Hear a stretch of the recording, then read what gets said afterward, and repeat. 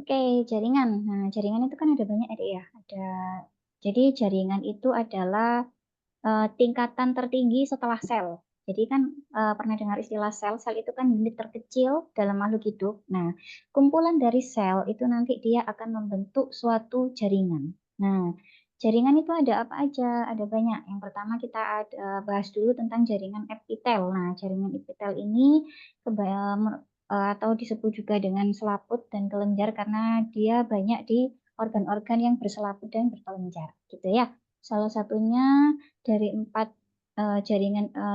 jaringan epitel ini juga terkandung dalam beberapa jaringan dasar. Contohnya yang pertama ada di jaringan saraf, yang kedua ada di otot, yang ketiga dia juga berhubungan. Kemudian jaringan epitel ini membentuk selaput atau kelenjar ya. Fungsi umumnya apa? Nanti kalau misalkan ada pertanyaan, fungsi dari jaringan epitel itu apa saja? Nah, nanti dihafalin aja ya. Yang pertama dia sebagai perlindungan. Yang kedua, dia sebagai penyerapan. Jadi, eee sel-sel epitel contohnya kayak epitel kita yang ada di usus. Nah, usus itu kan tersusun juga dari jaringan epitel ya, makanya salah satunya dia berfungsi untuk sebagai penyerapan. Yang ketiga adalah sebagai filtrasi. Nah, epitel di mana yang bisa bekerja sebagai filtrasi? Contohnya adalah epitel yang ada di ginjal kita. Nah, ginjal itu kan juga, dia bisa melakukan fungsi filtrasi kan ya. Nah, salah satunya dilakukan oleh sel-sel epitel yang ada di ginjal. Yang keempat adalah ekskresi. Ekskresi ini banyak, bisa di ginjal juga bisa di, jaringan-jaringan endokrin kita yang lain. Kalau endokrin itu dia berarti menghasilkan sebuah hormon. Nah, di dalam jaringan endokrin itu nanti dia juga tersusun dari jaringan epitel. Nah, selanjutnya nah ini gambarnya ya, contoh. Jadi jaringan epitel itu ada banyak, ini adalah contoh. Oh, ini secara umum ya, Dek, ya. Jadi di tubuh kita itu terdiri dari beberapa jaringan ya. Yang pertama ada jaringan sistem saraf ya. Jaringan saraf itu contohnya ada terutama di otak. Karena otak kita itu kan dia merupakan eh, kumpulan dari selain sel-sel saraf, dia juga eh, eh, di dalamnya juga ada beberapa saraf yang istilahnya yang berperan penting itu di otak kita. Hampir semuanya itu fungsi saraf semua itu berjalannya di otak. Nanti otak itu kan dia di situ kan juga ada ada percabangan saraf yang lain. Nanti saraf kalau adiknya pernah dengar di vertebrae kita atau tulang belakang kita itu kan banyak juga terdiri dari beberapa saraf. Dari batang otak ini nanti dia akan ke bawah, Dek, mengikuti vertebrae. Jadi ya kalau pernah dengar ada istilah vertebrae torakal yang dia lurus dari torak, itu ada juga nanti saraf-saraf di situ dan menyebar gitu. Yang kedua ada jaringan otot. Nah, jaringan otot ini di mana aja? Yang pertama itu ada jaringan otot di jantung. Nah, jadi jantung kita itu juga terdiri dari jaringan. Nah, jaringannya eh, eh, muscle atau ototnya itu namanya otot jantung. Jadi jaringan otot jantung. Yang kedua ada jaringan otot polos. Nah, otot polos ini terdiri di apa aja? Kuncinya kalau otot polos itu biasanya di organ pencernaan. Contohnya apa aja? Ya di lambung itu terdiri dari otot-otot polos. Yang ketiga, jaringan otot ada lagi di skeletal atau di jaringan persendian. Skeletal itu di persendian. Jadi otot-otot Hmm, yang daerah sini ya. Kecepatan iya. nggak, Dek? Enggak kok, Dok. Oh, Enggak, enggak. enggak ya. Oke, jadi Iya. kalau jaringan otot itu diantaranya ada 3 ya. Jadi nanti ada otot yang ada di jantung, eh, ada otot polos. Kalau di jantung nanti ada istilahnya otot luri. Sudah sampai situ belum? Untuk lurik ya, Dok. Mm-mm. Nanti kita Sepertinya perbedaan. sudah. Udah ya. Terus ada otot polos, nanti ada bedanya gambarnya insya Allah ada di bawah, nanti kita jelaskan lagi ya. Terus ada otot skeletal atau persendian. Jadi semua otot yang misalkan dia lokasinya ada di daerah sendi-sendi yang menempel di tulang. Jadi tulang kita itu kan di antara tulang dan tulang itu kan dihubungkan oleh ligamen ya. Nah, Iya. di ligamen itu nanti dia juga ada otot yang menempel di situ. Otot ini fungsinya untuk apa? Dia membantu untuk pergerakan dari skeletal. Makanya ada istilahnya kontraksi otot, relaksasi otot. Nah, itu dari proses dari skeletal muscle. Tuh, ya. Terus ada Iya. Jaringan epitel yang tadi sempat kita bahas ya, jaringan epitel itu kan ada banyak. Contohnya adalah di jaringan GI tract kita. Jadi GI tract khususnya yang bagian daerah usus ya, Dek, yang fungsinya untuk penyerapan ya. Tadi kan sempat dibahas dikit bahwasanya di usus itu ada epitel usus yang fungsinya sebagai penyerapan. Tadi kan fungsi jaringan epitel itu salah satunya adalah sebagai penyerapan, sebagai sekresi. Kalau sekresi kan berarti dia mengeluarkan zat yang masih dibutuhkan lagi oleh tubuh. Kalau ekskresi, Oh, dia mengeluarkan zat yang sudah tidak dibutuhkan lagi oleh tubuh. Kalau ekskresi contohnya ginjal mengeluarkan urin. Nah, urin itu kan zat yang tidak dibutuhkan oleh tubuh, makanya dia iya. dikeluarkan. Kalau sekresi itu contohnya adalah hormon. Nah, sekresi hormon misalkan di kelenjar adrenal itu kan dia mensekresi hormon adrenal dan hormon-hormon lain itu namanya sekresi. Jadi sekresi zat yang masih dibutuhkan itu di jaringan epitel kita ya. Jadi epitel itu dia pokoknya yang penyerapan-penyerapan dan sekresi-sekresi itu pasti ada di epitel. Contohnya ada di GI tract terutama di area sekitar usus halus, kemudian usus 12 jari, dan lain-lain gitu ya. Selain itu, jaringan epitel itu juga menyusun beberapa kulit kita, nah terutama di epidermis. Makanya kalau misalkan ada kerusakan di epidermis, epidermis kita itu kan bisa melakukan suatu repair atau repair jaringan, jadi perbaikan gitu ya. Makanya di sini juga tadi ada istilah jaringan epitel sebagai perlindungan. Contohnya perlindungan maksudnya adalah ini, kulit kita. Nah, kulit kita ini kan melindungi semua bagian tubuh kita ya. Nah, itu makanya kenapa jaringan epitel itu berfungsi sebagai perlindungan gitu ya. Terus ada juga di sini jaringan konektif ya. Oh, ini jaringan penghubung. Nah, contohnya adalah di sini ada tulang antar tulang. Nah, di antara tulang dan tulang tadi kan saya bilang ada suatu dihubungkan oleh ligamen gitu ya. Seperti itu. Lanjut ya. Karakteristik sel Lanjut. epitel.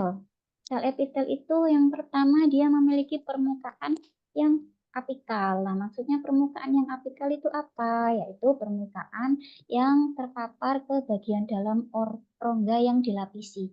Jadi ketika ada suatu rongga, terus di situ permukaannya itu dilapisin oleh epitel, itu dia jadi contohnya seperti itu ya.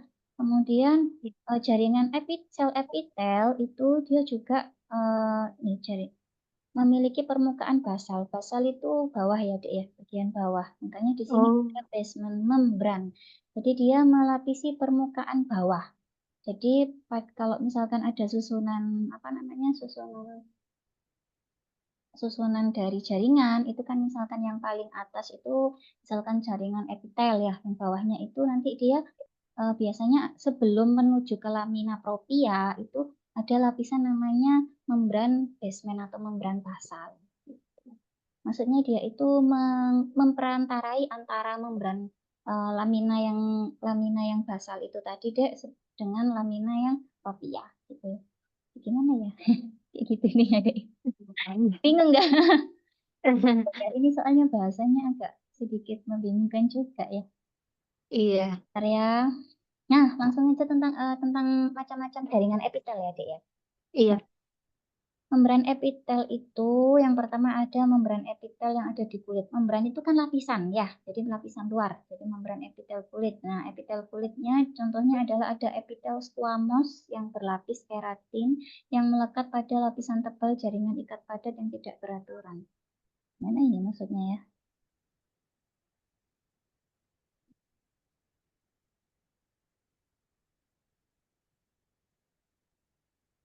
Kayaknya agak susah dimengerti ini deh ya. Ini udah jenisnya jaringan epitel ya, Dok? Jenisnya ya, membran epitel kulit, terus selaput epitel lendir gitu loh ya. Terus membran Hmm, epitel serus. Benar. Kalau di PPT-nya adiknya kayak gini juga ada. Ini ikut ke jenisnya ya. Membran iya. epitel, membran. Ini jenis membrannya, Dek. Jadi jenis membran epitel itu ada beberapa ya. Membran epitel yang di kulit. Yang kedua ada membran epitel yang lendir. Yang ketiga ada membran epitel serus. Nah, yang bikin bedanya apa ya?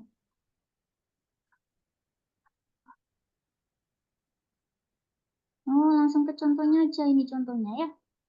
Iya. Nah, ya lebih gampang kalau ada gambarnya ya. Oke, jadi maksudnya adalah jadi tadi kan memang jaringan epitel itu kan dia melapisi beberapa organ di tubuh kita ya, Dik, ya. Yang pertama itu di sini kalau kita lihat yang pertama ini kan dia melapisi beberapa organ, contohnya adalah digestif. Digestif itu kan di area pencernaan ya. Kalau di gambarnya ini lebih mengarah ke daerah esofagus ya, Dik, ya. Esofagus, terus mungkin area sekitar rongga mulut.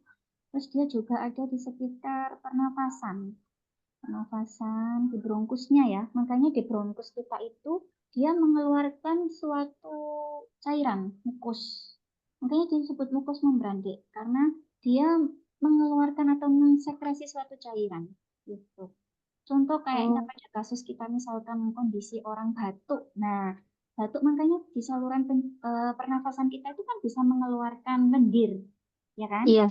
Dahak, dahak itu kan terbentuk dari lendir. Nah, lendir itu adalah berasal dari sekresi dari epitel yang ada di saluran pernafasan. Seperti itu. Hmm, dari bronkus ya, Dok? Betul, dari bronkus. Yang kedua ada digestif. Digestif itu ya kayak tadi di usus. Usus kan makanya dia mengalami penyerapan ya. Dia juga Iya. mengeluarkan mukus supaya apa? Supaya proses penyerapannya itu lebih ini apa namanya? Lebih mudah, lebih mudah gitu ya. Yang ketiga di urinari dan reproduktif. Jadi di urinari itu kan maksudnya adalah di tadi sempat saya singgung di ginjal ya. Jadi di ginjal itu juga ada Iya. epitel. Nah, membran epitelnya itu termasuk membran yang mukus. Jadi kalau ada pertanyaan yang termasuk epitel membran yang mukus itu berada di mana aja? Yang pertama ada di digestif. Digestif itu ya di GI tract kita itu tadi, di GI tract kita, yang, terutama GI tract-nya yang ini deh ya, saluran pencernaan atas ya. Nanti kalau saluran Oh, pencernaan bawah ini ternyata ada sendiri deh ini, serous membran ya. oh iya. Terus di saluran Hmm, pernafasan ya, ini. Makanya apa bola apa namanya lingkarannya cuma di sini aja ya. Dia yang bagian melapisi pernafasan. dan mensekresi kelenjar mukus. Nah, jadi epitel yang mensekresi mukus, membran epitel yang mensekresi kelenjar mukus itu ada di mana aja? Yang pertama ada di saluran pencernaan atas. Saluran pencernaan atas itu meliputi apa saja? Satu, meliputi rongga mulut kita, kemudian esofagus, kerongkongan, gitu ya. Nggak sampai ke bawah ya, Iya. karena tadi kan kalau lambung itu kan beda. Kalau lambung itu kan nanti dia eh, jaringannya kan lain ya. Tadi kan sempat dibahas sedikit kalau di lambung itu kan nanti jaringannya otot polos ya. Oh, Di atas tadi, ya kan ya? Ingat nggak iya. yang mana tadi ya? Nah, ini kan tadi sempat dibahas ya jaringan. Kalau di epitel itu GI tract yang bawah, sama ada beberapa yang GI tract yang atas ya. Kalau yang usus halus itu tadi apa, Dok? Usus halus nanti ikutnya membran serous deh. Nah, Oh, makanya membran. ada peritoneal, pleural. Nah, jadi di pleura, jadi kan kalau bronkus tadi kan ikutnya yang membran mukus ya. Kalau di Iya. pleura itu juga bisa mengeluarkan cairan, Dek. Makanya kalau adiknya pernah dengar ada istilah efusi pleura, jadi cairannya ada, pleuranya ada cairannya. Nah, itu adalah dari ini, serous membran. Jadi epitelnya mengeluarkan cairan dari situ. Hmm, Paru-paru itu kan kalau belajar anatomi itu kan ada pelapisnya. Nah, pembungkusnya paru-paru itu namanya pleura. leura. Nangkep pleura ini, pleura ini. Nah, Oh, pleural. Iya, iya. pleura ya, pleura. Iya. Makanya di sini panahnya kalau yang membran serous ini dia adalah pleura ya, di pleura ini ya. Iya.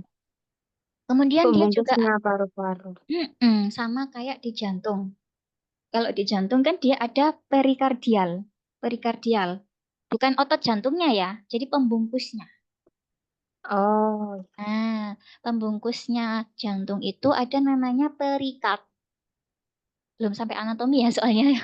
belum. Iya, jadi ibaratkan kalau misalkan ada apa ya gampangannya ya.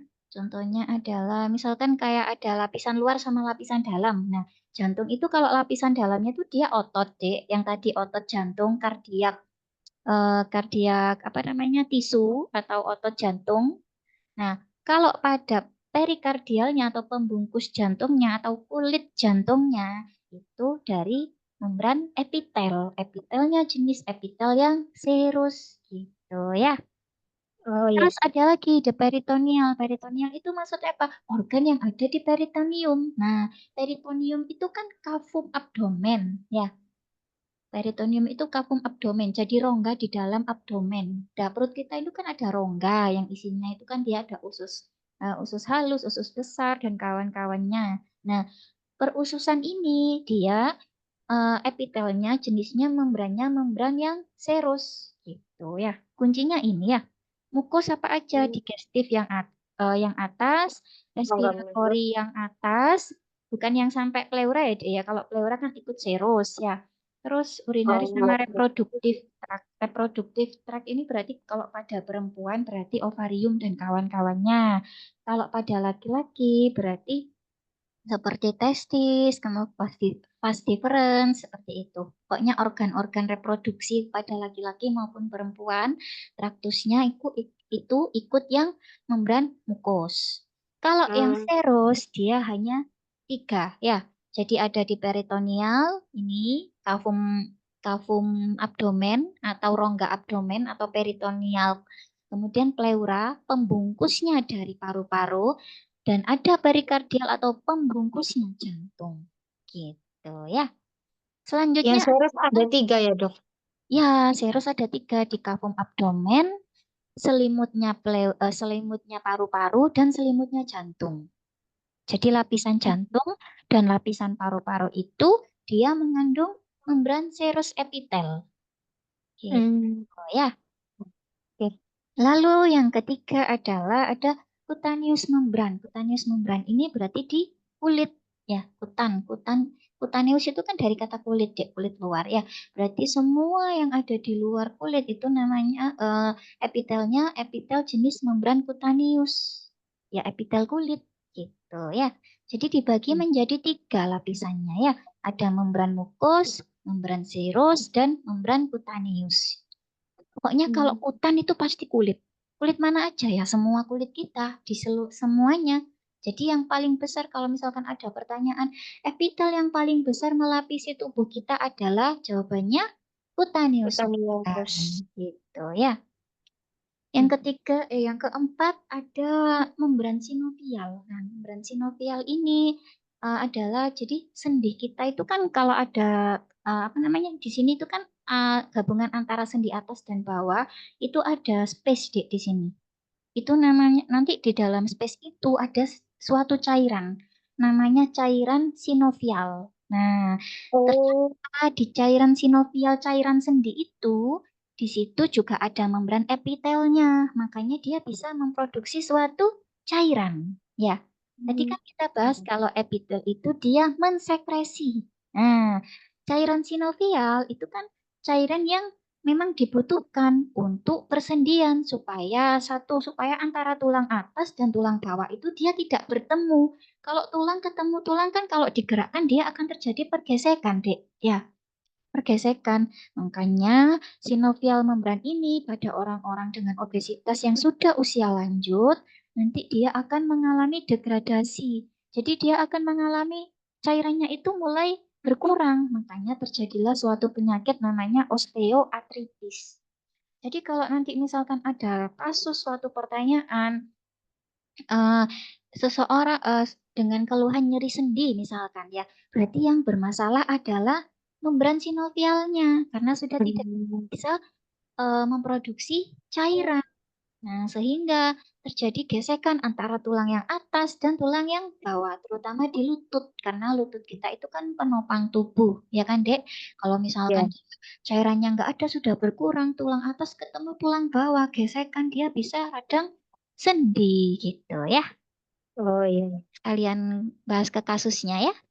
Iya. Oke, nah ini ada histologi. Histologi sempat dibahas nggak, Dek, kalau di Iya, sempat dibahas. jaringan histologi ya? Jadi Iya. kalau misalkan apa namanya histologi epitel ya, sini ada gambarnya nggak ya? Saya lebih senang kalau ada gambarnya. Oke, sip ya ada gambarnya ya. Jadi lebih Iya. enak jelasinnya kalau ada gambarnya. Soalnya kalau baca bingung ya Dek ya. Oke, Iya, di nggak ada histologi contoh. epitel ya. Epitel itu ada berapa bentuk? Kalau ada pertanyaan, epitel itu dibagi menjadi tiga ya. Ada bentuk Iya. squamous. Squamous itu kayak gini deh, agak pipi. Kalau saya bilang pipi ya.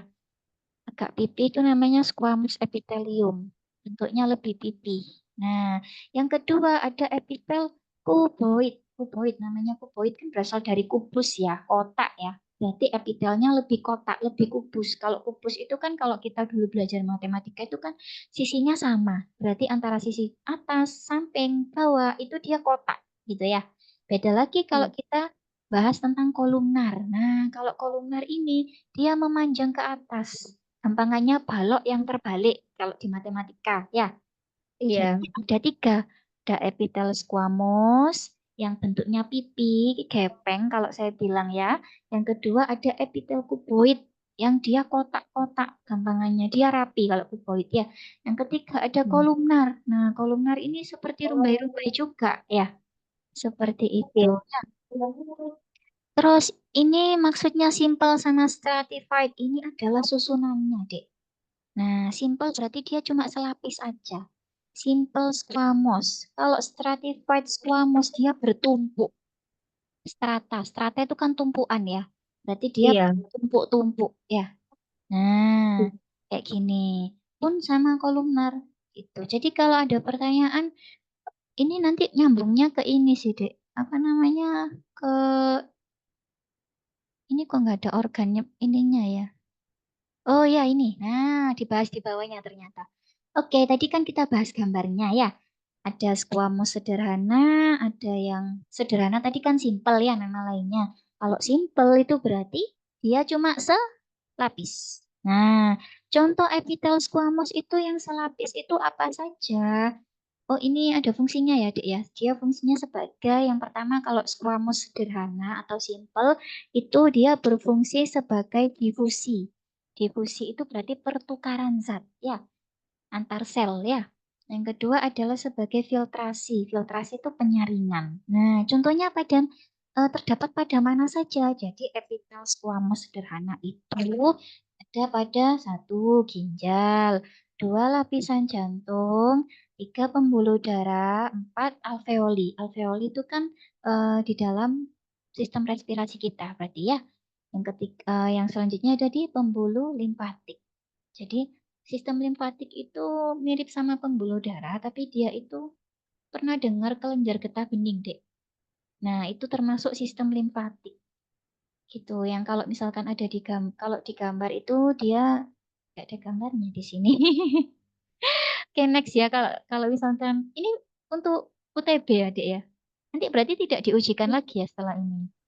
Yang apa, dokter? Yang ini Yang ini belum, dok. belum Jadi ya. kemungkinan besok iya muncul. Muncul tapi ya. Soalnya kan sudah katanya adiknya tadi sudah sudah dikasih materinya ya, tapi cuma Iya, sudah. nggak terlalu apa namanya istilahnya kurang lengkap gitu aja ya. Iya. Oke, kita lanjut ya. Squamous. Iya. Nah, ada di mana aja? Di ginjal, lapisan jantung. Tadi kan kita sempat bahas kalau di jantung itu di perikardiumnya ada epitel kan, membran epitel ya. Yang apa Oh tadi? iya. Terus. Yang apa, dok? Yang serus. Tadi yang atas itu loh, Dek. Oh, Yang ini. Nah, itu kan tadi membrannya yang epitelnya yang pernafa serus ya. pernafasan. Dari Oh, kar- bukan. jantung. Lapisan Jantung jantung. paru-paru. Lapisan jantung itu kan tadi perikardial. Gitu ya. Oh, perikardial sama pleural. Hmm. Kalau perikardial itu pembungkusnya jantung. Nah, makanya di sini tadi istilahnya squamous sederhana itu dia di lapisan jantung. Lapisan jantung ya. Iya. Sel darah itu juga epitel squamous sederhana. Makanya dia tipis ya. Karena dia selapis gitu ya. Oke, selanjutnya Dek masih azan. Kita berhenti sebentar ya, nunggu azan ya. Iya, Dok. Iya, Oke, sebentar ya. iya, Dok. Oke, sambil nunggu adzan sebentar ya.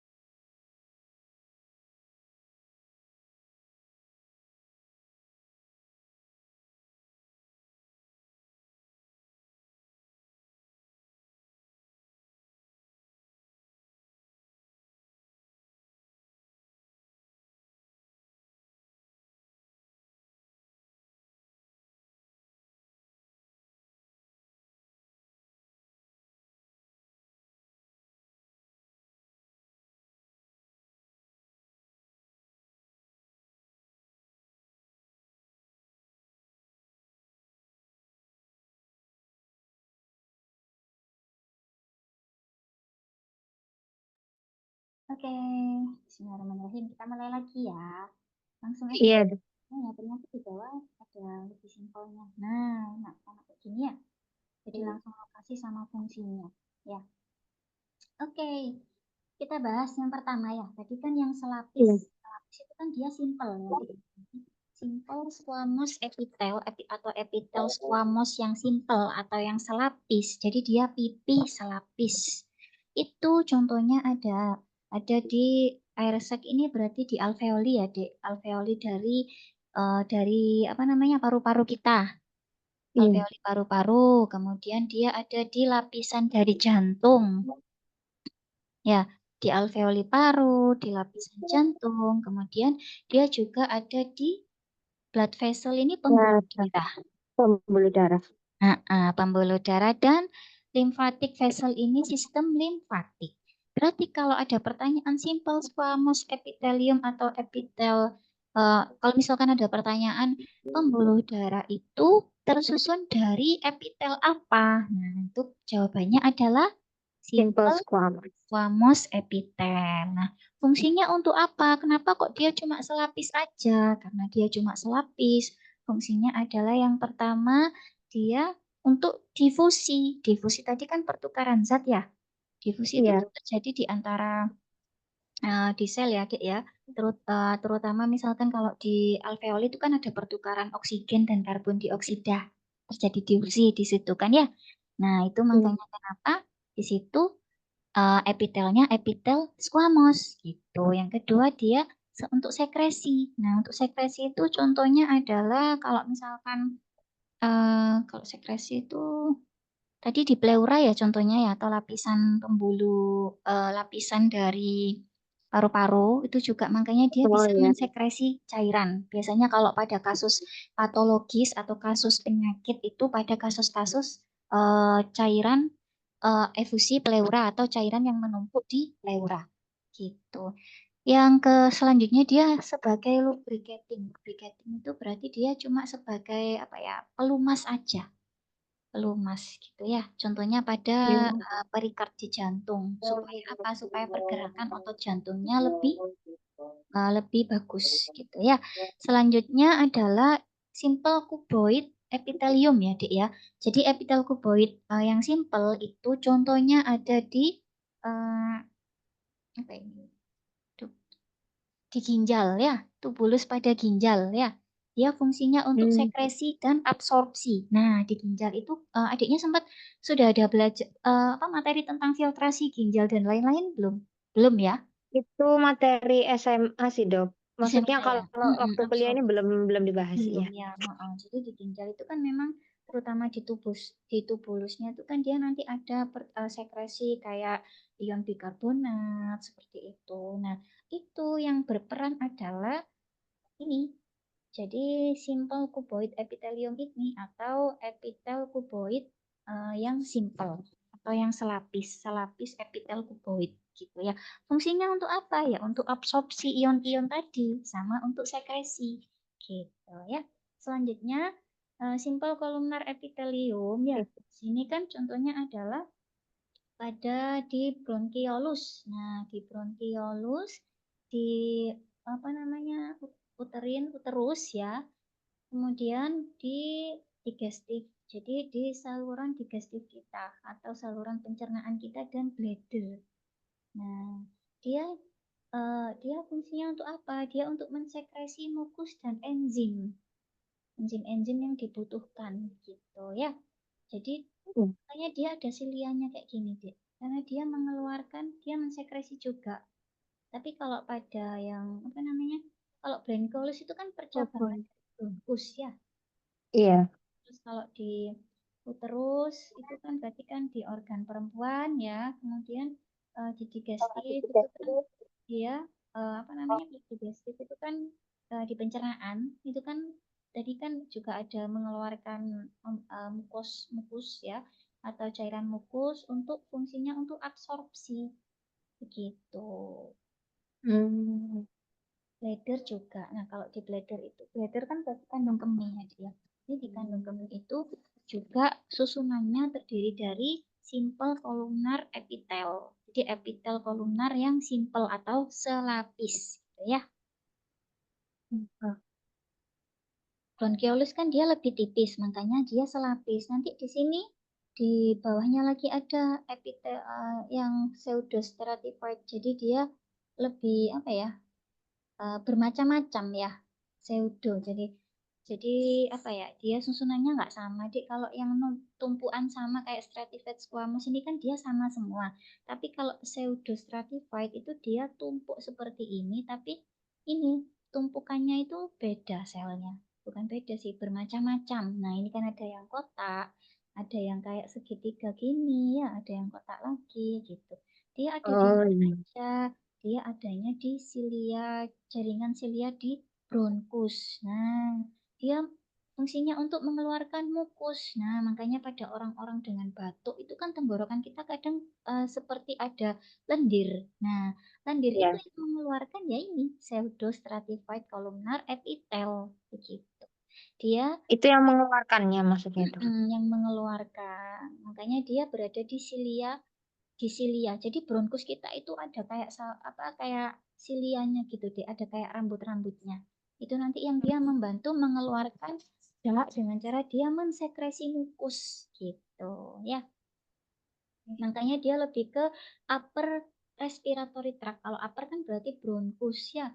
Dari trakea bronkus itu kan ikut saluran pernafasan yang atas. Kalau yang udah bronkiolus sampai ke paru-paru itu kan ikutnya yang saluran pernafasan yang Eh, bawah. bawah. Tapi kalau yang bawah itu epitel kolumnar yang simple. Kalau yang atas karena dia fungsinya membantu mengeluarkan lendir yang ada di dalam bronkus, jadi dia bentuknya pseudo stratified gitu ya. Karena dia fungsinya untuk ini move kan berarti memindahkan ya. Jadi memindahkan apa apa namanya mukusnya tadi itu supaya bisa keluar. Tuh. Selanjutnya ada juga uh, stratified squamous epithel. Nah, ini dia ini nanti yang menyusun esofagus, kemudian di mulut kita dan di area sekitar vagina. Gitu. Tujuannya untuk apa? Dia sebagai proteksi. Nah, tadi kan kita bahas di awal kalau epitel itu kan salah satunya untuk pelindung ya. Ternyata selain epitel yang ada di kulit atau cutaneous membran, di epitel yang ada di esofagus dan vagina, itu fungsinya juga untuk memproteksi dari abrasi. Nah, kenapa dari abrasi? Karena kan esofagus itu kan dilewati makanan, mulut itu kan juga, vagina juga Mhm. ada sekresi kan, Dek? Nah, itu makanya Iya. dia untuk melindungi. Makanya jenis epitelnya bertumpuk karena dia sebagai protek. Sama kayak di kulit, nanti epitelnya juga ini bertumpuk gitu ya. Iya. Lanjut ya. Sini ada stratified, berarti kuboid yang tumpuk ya. Contohnya pada kelenjar namanya sama fluid glands ini apa ya dek ya? Kalau salivari ini kan kelenjar Limpa liur ya. liur, iya. Nah, kalau sweet. Kalau ini apa namanya salivarifer dia juga fungsinya untuk protektif ya. Nah, makanya tadi kan ada istilahnya kalau epitel itu bisa mensekresi suatu cairan, ya kan? Nah, makanya dia Iya. salah satunya adalah di air liur kita. Makanya di kelenjar lidah sama kalau di kelenjar mamari ini kan berarti kelenjar mamai atau payudara. Nah, payudara itu kan dia juga tersusun dari epitel kuboid, makanya kalau ada orang-orang yang sudah melahirkan, terus dia bisa menyusui, nah itu adalah salah satu bantuan dari epitel kuboid ini, begitu ya. Dia juga fungsinya untuk memproteksi jaringan. Selanjutnya ada epitel kolumnar ya. Ya ini kalau Oh, epitel kolumnar itu dia fungsinya untuk sekresi dan praktek ini untuk perlindungan ya. Biasanya pada uretra atau pada beberapa kelenjar, ductus yang ada di kelenjar, terutama di uretra ya, Dek ya. Uretra itu uretra berarti apa namanya? Saluran urinary tract yang bagian ini keluarnya kencing itu tadi kan dari ginjal nanti ada ureter ya susunannya. Jadi ginjal kita terus ada ureter. Jadi ginjal, ureter, terus ureter ditampung oleh kandung kemih. Nah, nanti kandung kemih ini keluar melalui uretra. Nah, uretra inilah nanti lapisannya itu dari epitel kolumnar. Dia sebagai sekresi dan proteksi juga, gitu ya. Sebenarnya hampir hmm. semua jaringan epitel itu untuk proteksi sih, Dek. Iya untuk pelindung ya. Ada epitel transisional ya, contohnya ada di bladder, uretra, kemudian jadi uretra itu ada dua ya, Dek ya. Selain epitel kolumnar yang stratified, dia juga epitel transisional. Kenapa kalau di bladder sama uretra ini juga ada transisional epitel? Nah, maksudnya transisional epitel itu dia bisa berubah deh epitelnya. Nah, kita kan kalau nahan kencing itu kan uretra kan akan mengkerut ya, uretra kita. Untuk menahan kencing supaya kencingnya nggak keluar. Nah, itu Hmm. dia bentuknya gemuk-gemuk kayak gini. Nanti kalau misalkan dia sudah dilatasi epitelnya atau sudah nggak nahan kencing atau pas mengeluarkan kencingnya tadi, itu dia akan menjadi sedikit pipi. Jadi epitelnya itu bisa bertransisi atau berubah gampangannya. Gitu. Terjadi, makanya di sini ada pada ureter, bladder, sama uretra. Nah, ureter itu kan yang dari ginjal, kalau adiknya lihat apa namanya gambar ginjal itu kan dia ada saluran ya setelah ginjal. Nah, setelah ginjal ada saluran. Gampangnya ini aja ya, tak tunjukin gambar aja ya, Dek ya. Ntar tak stop share dulu ya. Iya. Jadi, 100, oh, 15.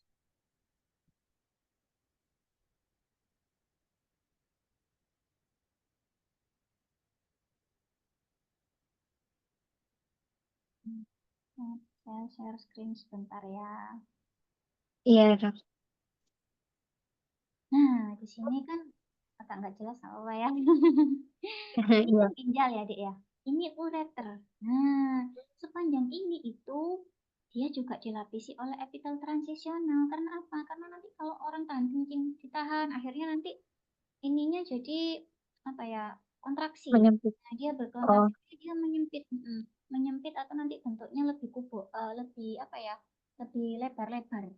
Nanti kalau misalkan sudah tidak terisi atau sudah mulai mengosongkan, nanti dia akan berubah menjadi pipi.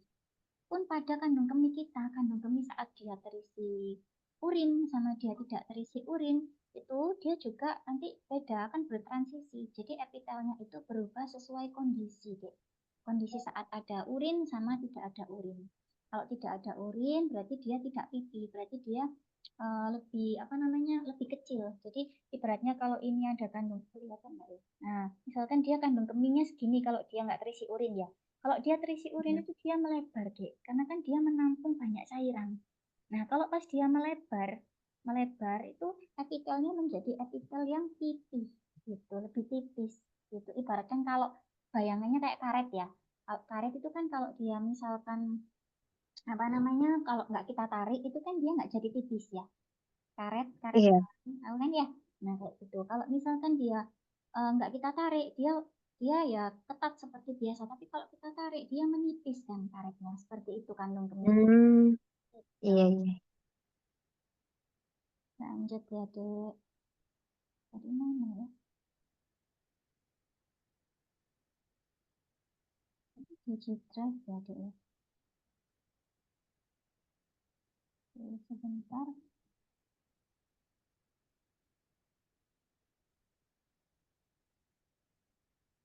Hmm.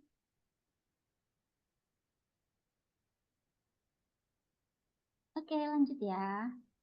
Iya. Jadi epitel transisional ada di mana aja? Yang Transisional. transisional yang bisa berubah. Berarti ada di eh ureter, oh, ureter, uretra, uretra, dan sama kandung kandung kemih kemih. atau Apa tadi? vesika ya, bladder atau kandung kemih. Betul. Kandung kemih. Iya. Nanti coba adiknya buka ini lagi ya. Di drive ada Pak ya. Ini nggak bisa saya Iya. coret soalnya kan nggak enak juga ya. Iya. Mm-mm. Oke, selanjutnya apical kelenjar ya. Tidak ada gambarnya ya. Oh, ini menjelaskan tentang eksositosis itu deh. Mana ini ya?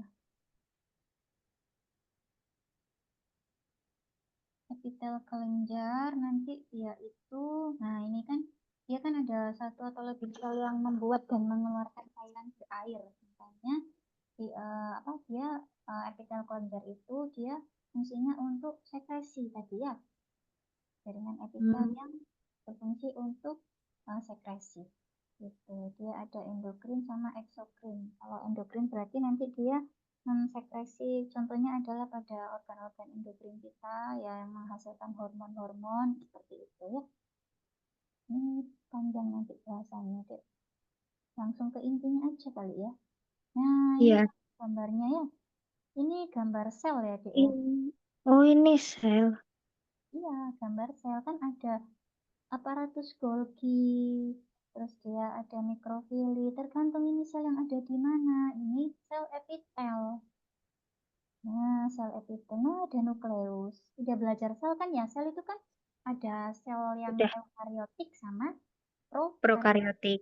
Kalau dia punya nukleus atau inti sel, berarti dia eukariotik. Eukaryotik. Gitu. Jadi ini dari sini diperbesar jadi ini. Nanti ilustrasinya seperti ini gambarnya ya. Karena dari sini ini kan dari mikroskop ya.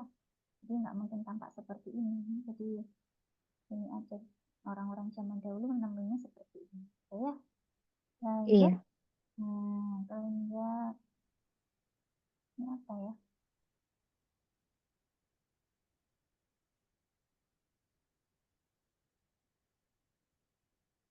Ini tadi bentuk epitel-epitel lebih jelasnya sih Dek. Tadi kan sempat dibahas kalau ada beberapa epitel contohnya. Nah, ini contohnya adalah simple epitel yang ada di alveolar. Alveolar itu tadi di traktus respiratori kita, alveolus, alveolus ya. Nah, ini lapisannya.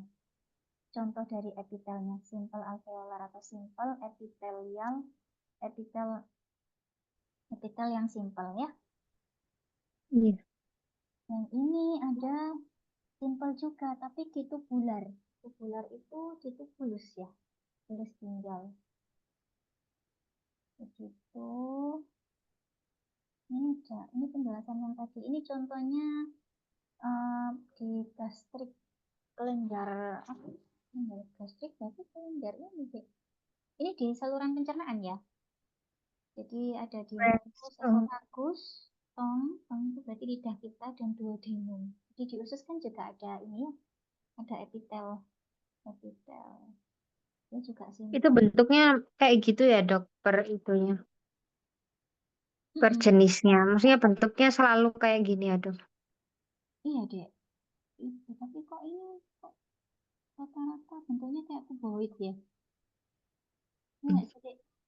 Ini simple kuboid ya kayaknya ya. Hmm, Kubus soalnya kan tadi bentuknya kubus ya. iya. Heeh. Ini kuboid semua berarti dek. Hmm, oke. apa sekresi. Nah, kelenjar itu kan ada beberapa yang melakukan sekresi ya. Ini juga Iya. sudah dibahas tadi. Yang ini sudah, Dok. Ada juga. Jadi ada yang nerokrin, ada yang apokrin, sama ada yang holokrin. Ya, Kalau bedanya gimana ya? Kalau apokrin itu seingatku ada di jaringan kulit deh.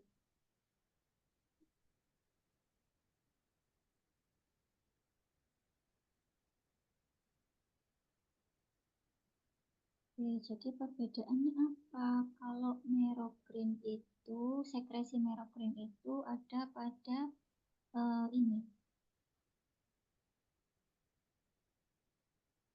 Contohnya adalah kalau kelenjar merokrin itu dia di pankreas, kelenjar keringat kita, sama kelenjar ludah, air liur.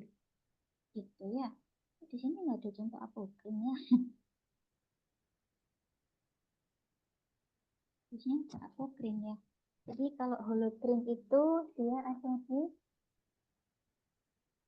kelenjar sebasea. Sebasea itu mana? kelenjar minyak. Kelenjar minyak. Nah, sebasea terutama di lapisan kulit kita yang ada rambutnya. Nah, itu pasti ada kelenjar sebasea. Makanya rambut kita itu kan kadang bisa lepek ya, Ki, ya. Lepek kayak minyak gitu kan. Iya.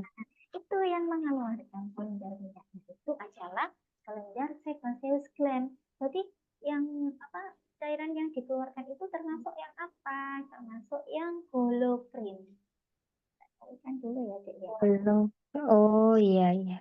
Mm-mm. Kalau Kalau aprokrin itu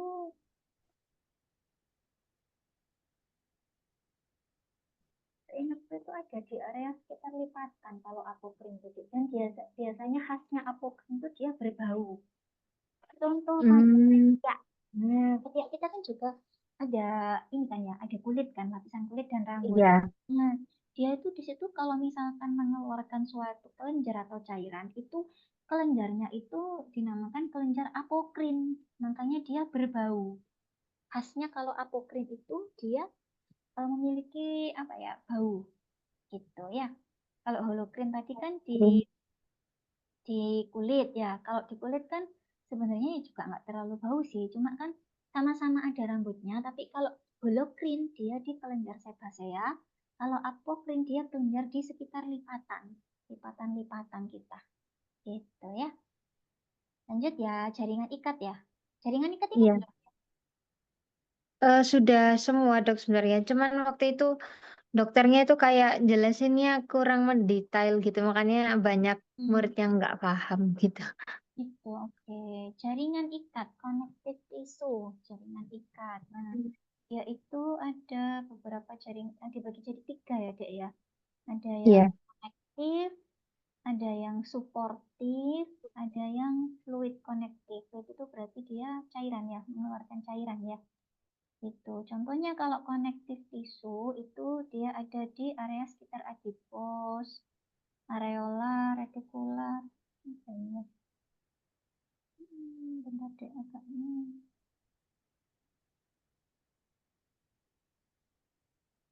Oh, langsung ini aja ya Iya. gambarnya ya. 4 kelas jaringan ikat. Nah, yang pertama ada jaringan ikat longgar. Nah, jaringan ikat longgar itu contohnya di areola. Nah, areola ini setahuku areola itu ini deh sekitar area sekitar mamai kalau areola itu. Oh. Mm-mm.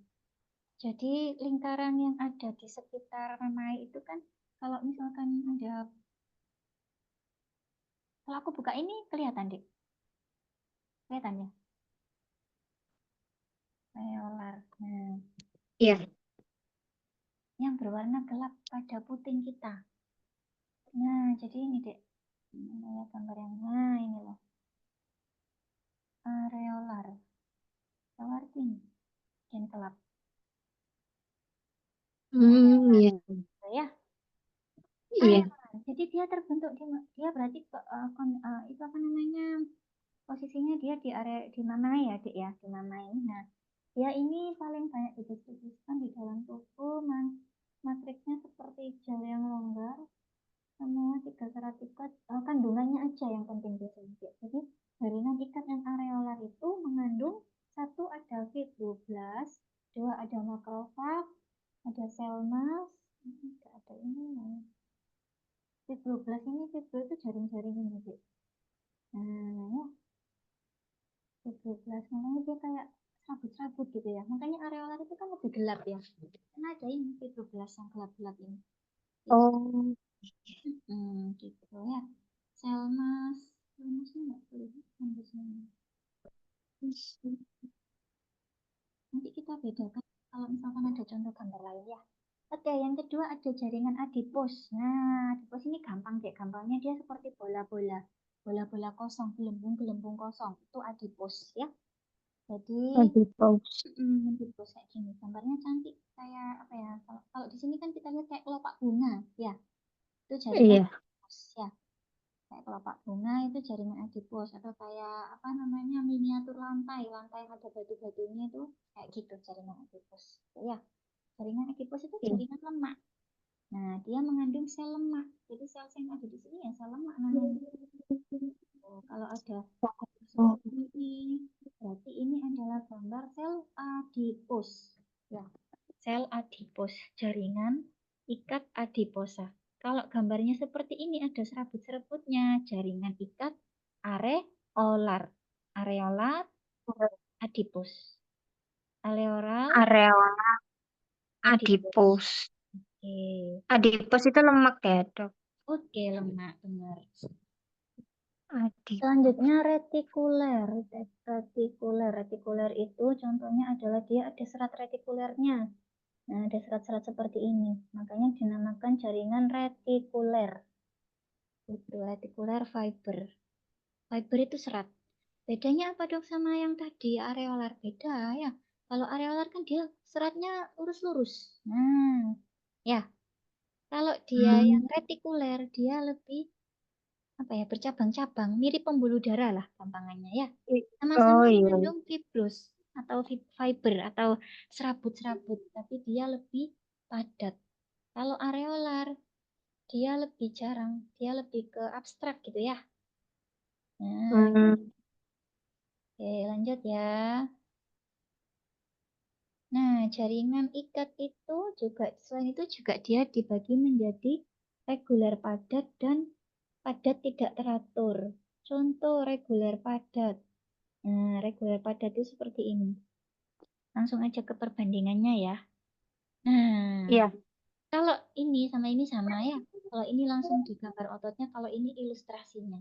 Kalau reguler, namanya Oh, reguler dia masih bagus, masih apa ya, masih searah lah, Dek. Ya, mengapa ya gitu ya, Dok? kolagen itu yang warna putih, kalau fibroblast itu dia yang garis-garisnya.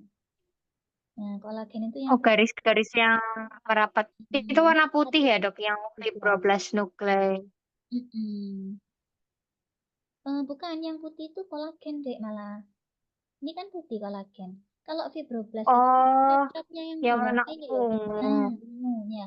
Yang ungu fibroblast. Makanya dinamakan fibroblast nuclei. Ah, ini gampangnya. Nah, ya. Kalau ini kan agak nggak kelihatan ya. Kalau di sini Hmm, kalau iya, kita iya. lihat ya, garisnya itu namanya kolagen fiber. Kalau fibroblast nuclei, nuclei kan inti sel, ya. Inti itu kan pasti dia titik ya, titiknya sel ya. Nah, Oh, iya, iya, seperti iya. ini atau kalau di sini gambarannya ungu-ungu inti selnya. Itu namanya fibroblast. Itu kalau yang reguler. Terus kalau yang irregular bedanya apa? Beda jauh ya. Kalau saya bilang gampangannya, kalau misalkan kalau pernah makan daging itu kan daging itu kan ada yang dagingnya seratnya sama ada yang bentuknya kayak apa namanya? Kayak wagyu ya, bukan daging wagyu. Buat, Iya iya, kan? Iya kan? iya, Padatnya iya. kayak gitu kan ya. Kalau daging slice itu kan dia contohnya kayak yang reguler.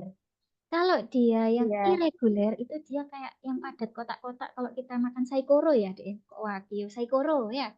Daging kotak-kotak saikoro kalau kita makan di all you can eat itu loh ya. Nah, Iya, iya, oke, gampangnya gitu ya. oke.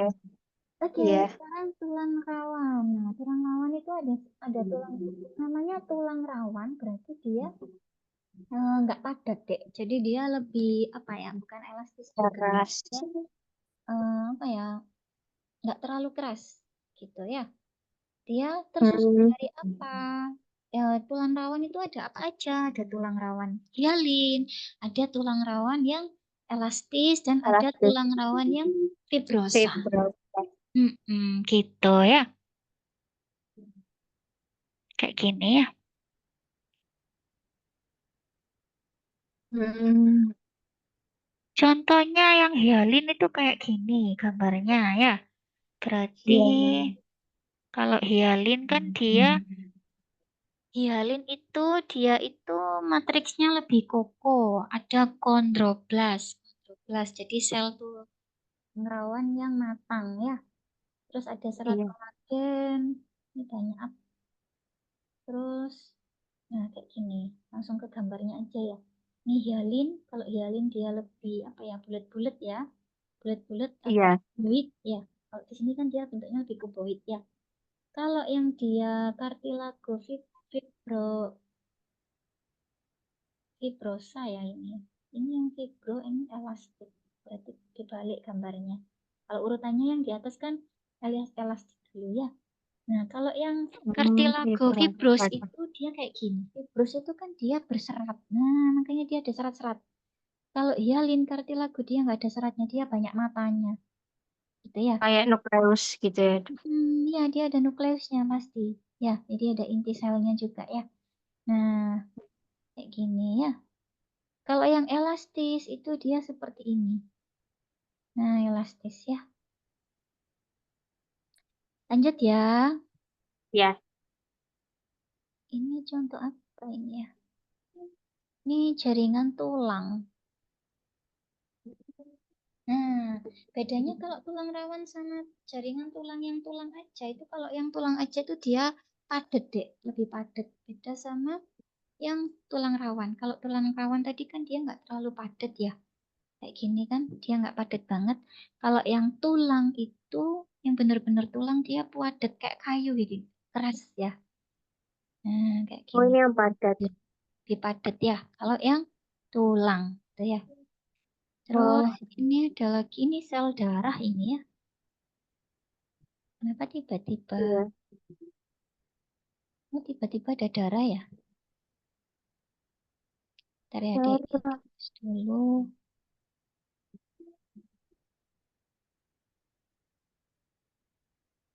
Oke, jaringan. Terus di sini ada tulang rawan tadi sudah ya. Ini padat. Sel tulang dewasa itu nanti misalkan ada pertanyaan, sel tulang dewasa atau jaringan tulang itu dia memiliki nama selnya apa? Dia punya osteosit. Nama selnya osteosit. osteosit. Iya. Ini untuk yang tulang padat ya. Terus ada lagi kalau pada tulang padat itu dia juga punya cincin konsentris. Nah, cincin. Bentuknya cincin. Osteosit itu kalau di Hmm. gambarnya ini, Dek. Nah, yang hitam-hitam ini. Oh, iya. Kalau kanal, namanya kanal itu kan saluran ya. Dia bentuknya pasti lingkaran kayak gini. Itu ya. Oke.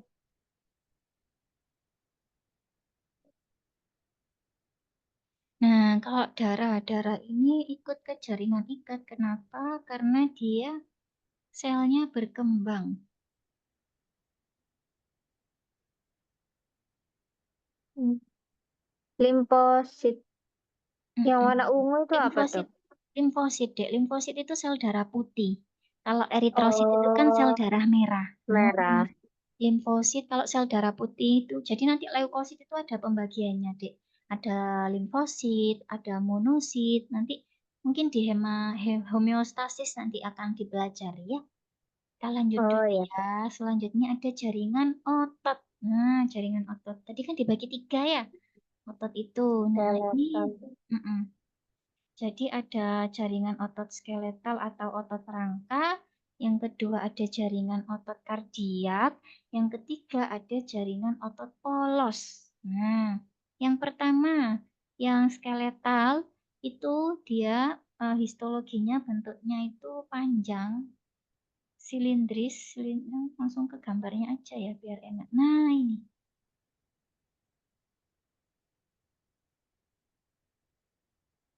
Dapat terangnya ini. Ah, ini. Yang A ini termasuk otot rangka, Dek. Nah, otot rangka ya.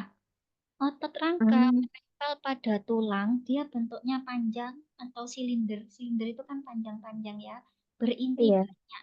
Nah, dia termasuk yang lurik, disebut juga sarkomer. Nah, lurik itu ini kayak gini. Seperti lurik-lurik itu kan apa ya? Lorek-lorek gitu loh, Dek. Gimana ya? Ini kan makanya ada Hmm, merah, ada putih-putihnya juga ya.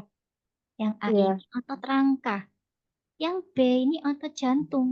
Nah, mohon maaf, jantung itu yang ini ya, yang C ya. Yang B itu dia otot polos. Nah, otot polos itu contohnya di mana aja? Di saluran pencernaan, kemudian di saluran kemih, seperti itu ya. Dia tidak ada lurik. Oh, Nah, lurik itu nama lainnya nanti sarkomer. Jadi kalau kita bandingkan, dia kan ada putih-putihnya, Dek. Ini itu kalau otot rangka seperti ini ya. Kalau otot oh, polos, dia ya udah senada semua. Tapi tetap ada intinya. Kan tadi kalau jaringan itu kan tersusun dari beberapa sel. Sel itu kan dia punya inti. Nah, inti itu atau nukleus itu pasti tetap ada di suatu jaringan.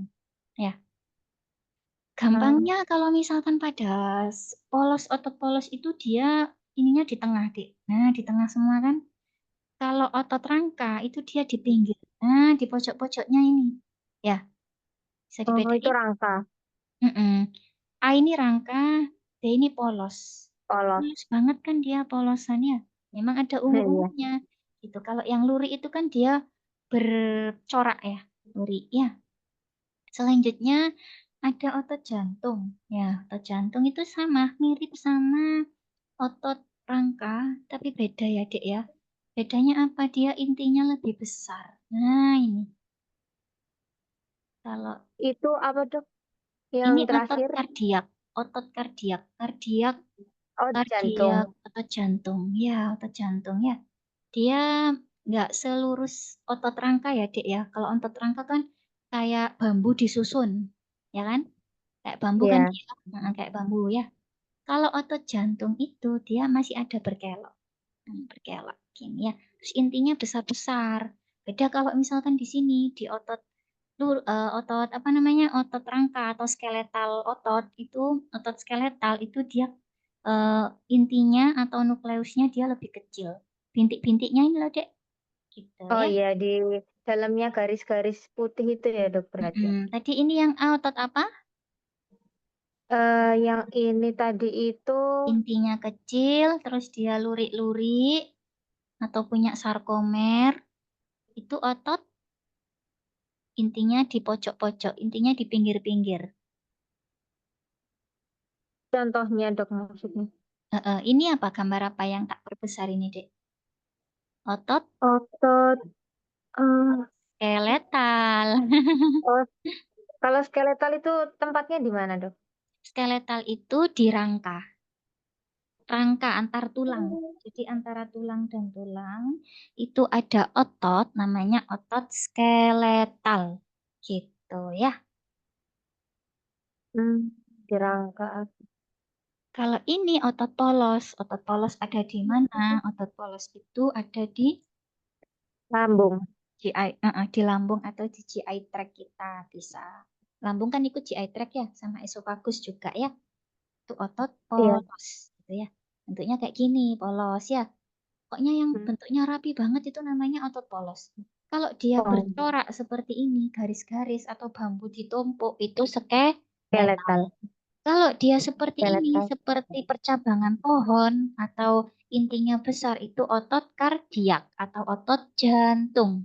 Ya, jantung, polos, Polos, skeletal. skeletal. Skeletal, polos, Polos, jantung. Ya, jantung. oke. Lanjut ya. Iya.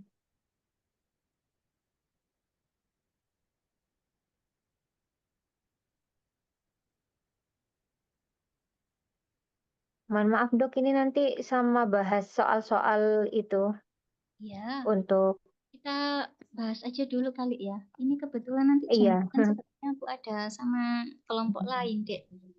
Nanti sebelum, Oh gitu Dok, iya. iya, heeh. Saya takut waktunya habis. Oh, oh, iya. Ini mau bahas soal langsung aja, ta?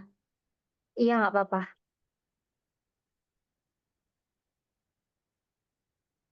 Soal, kamu dapat ini enggak, Dek? Apa namanya soal yang dari kakak tingkat itu? Yang dari kakak tingkat itu, tapi itu kayak bukan soal cerita gitu Dok. Jadi cuman kayak berapa kalimat gitu aja terus langsung jawabannya. Jadi bukan yang soal cerita gitu. Coba kita bahas. Tadi saya sempat bikin, cuma adiknya sudah ini kan ya, udah belajar tentang metabolisme kan ya. Metabolisme sudah, Oke, kita coba soal yang saya buat tadi ya. Oke, ini ya, coba nomor satu ya. iya. Seorang atlet lari Seorang jarak atlet, pendek menggunakan energi dalam waktu singkat. Saat otot bekerja keras tanpa cukup oksigen, tubuh tetap melakukan glikolisis. Namun, hasil akhirnya bukan pirufat, tetapi dia masuk ke dalam ke siklus Krebs yang nanti hasilnya adalah asam laktat. Nah, laktat. kenapa proses ini terjadi karena apa? Kira-kira apa? Apakah A, tidak cukupnya oksigen untuk, jadi kenapa dia tidak menghasilkan pirufat melainkan asam laktat? Karena berarti kan dia kondisinya apa, Dek? Yang anaerob. Ini anaerob. Anaerob. Anaerob, Anaerob, benar. Anaerob aerob itu ya. berarti dia tanpa O2 karena kekurangan oksigen. Akhirnya dia awalnya kan harusnya kan aerob ya, hasilnya kan pirufat ya, Iya, pirufat. Tapi dia karena anaerob, akhirnya hasilnya dia adalah asam laktat. laktat. Kalau anaerob berarti tidak ada atau tidak cukup Oksigen. oksigen. Jadi jawabannya adalah yang A. Tidak cukup oksigen. Hmm, oke. Nomor 2. Seorang pasien didiagnosis memiliki defisiensi enzim fosfofruktokinase. Nah, pada pemeriksaan ternyata proses glikolisisnya terganggu di tahap awal. Nah, glikolisis itu berarti dari glukosa ya, Dek ya. Glukosa menjadi Iya, glikogen. Glikogen. glukosa. Jadi saya tak stop dulu deh. Kita Glikolisis. buka tentang metabolisme karbohidrat ya. Iya. Oke, jadi kalau pada metabolisme karbohidrat, nah glikolisis ya.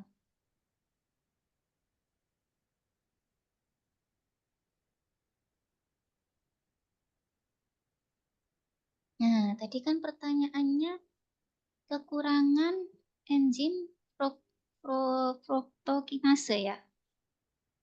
Iya.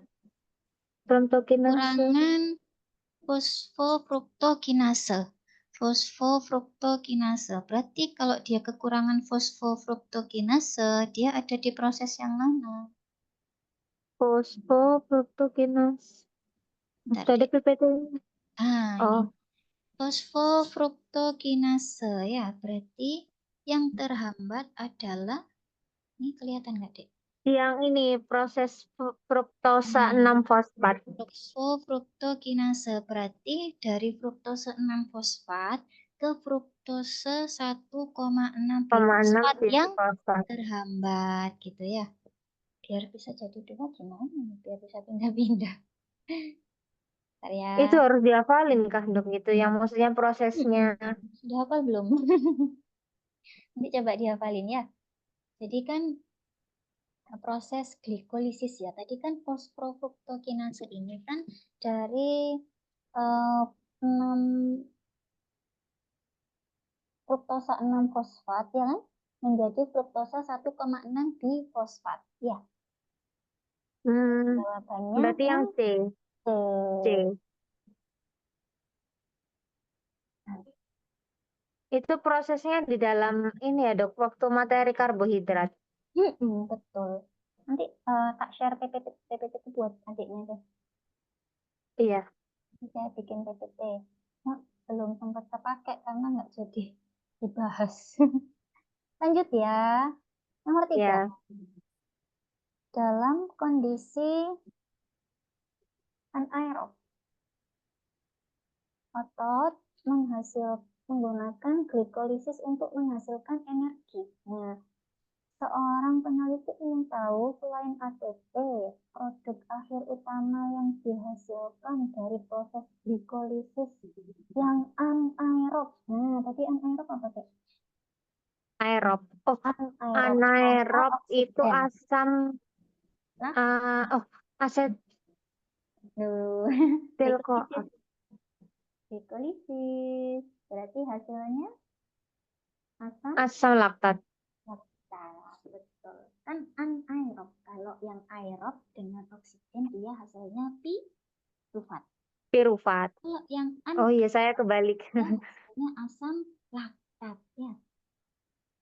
Kalau Ah, asam laktat itu prosesnya anaerob. Kalau hmm, aerob itu baru asam pirufat. aerob aerob ya pirufat ya. Aerob pirufat. Ini kenapa muncul ini? Aerob pirufat. Kalau anaerob asam laktat. Tap. Laktat. Oke, nomor 4 ya. Seorang dokter sedang menjelaskan kepada pasien penderita hipoksia. Hipoksia berarti kadar oksigennya rendah. Rendah. Ia mengatakan bahwa pada keadaan ini tubuh lebih banyak bergantung pada glikolisis yang anaerob. Anaerob. Glikolisis yang anaerob berarti dia tanpa tanpa apa tuh? Tanpa oksigen. Oksigen. Kalau tanpa oksigen berarti karena dia tanpa oksigen otomatis dia Kalau tanpa oksigen tadi anaerob. ya berarti harusnya jawabannya Produksi. meningkat secara drastis jelas enggak ya dek ya. Hmm, Hasil produksi ATP sedikit. anaerobnya iya lebih sedikit kan ya karena dia anaerob ya. Iya, ATP, 2 ATP ya kalau nggak salah ya. ATP. Coba cek lagi ya kayaknya ATP-nya lebih sedikit daripada yang aerob. Kalau aerob itu 7 ATP kalau nggak salah dek kalau aerob. Hmm, Coba di cross check ulang ya. Kalau dia iya, anaerob itu 2 ATP. Berarti kan ATP-nya lebih sedikit sedikit. ya. Kalau aerob itu berarti dia produksi ATP-nya lebih banyak. Lebih banyak karena dia menghasilkan 2 asam pirufat ya. Dua asam pirufat. Oke, oke. Lanjut ya. Lanjut. Seorang mahasiswa melakukan puasa selama 24 jam. Nah, 24 jam berarti kondisinya Satu dia hari. sehari. Berarti dia nggak makan, nggak dapat intake glukosa kan, Dek ya? Berarti kalau dia nggak Iya. glukosa darah, berarti otomatis glukosa yang di darahnya dia menurun. Kalau menurun, otomatis tubuhnya mulai memanfaatkan cadangan energi lain. Nah, energi lain pada kondisi ini Glikogen hati. yang terutama digunakan sebagai sumber energi pada kondisi ini adalah biasanya kalau misalkan coba kita bahas, coba tak stop share dulu ya. Tak bukain yang lipid, Iya. saya yang lipid ya. Hmm.